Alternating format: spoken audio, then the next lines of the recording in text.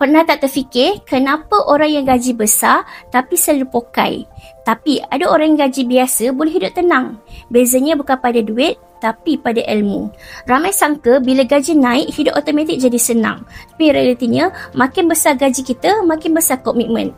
Tanpa ilmu kewangan, duit masuk laju, keluar pun laju. Dan bila berlaku kecemasan, mula kita nak pinjam sana sini. Nampak mewah dekat luar, tapi kosong dekat dalam. Tapi bagi mereka yang ada ilmu, walaupun gaji kecil, mereka boleh ada simpanan. Mereka tahu beza di antara keperluan dengan kehendak. Mereka simpan dulu, baru berbelanja. Sedikit demi sedikit, akhirnya terkumpullah aset yang banyak.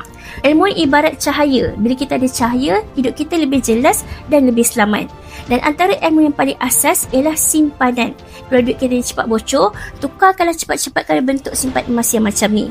Sebab emas ni bukanlah sekadar simpanan, tapi ia pelindung kekayaan yang sebenar. Ingat, kejayaan kewangan bukan bergantung pada gaji, tapi pada ilmu dan tindakan kita. Bagi berminat untuk mulakan tabungan emas, boleh isi barang siap dekat bawah tu, ataupun tonton video Fiza di pin untuk cara mula simpan emas. InsyaAllah Fiza akan bantu dan bimbing sebaiknya.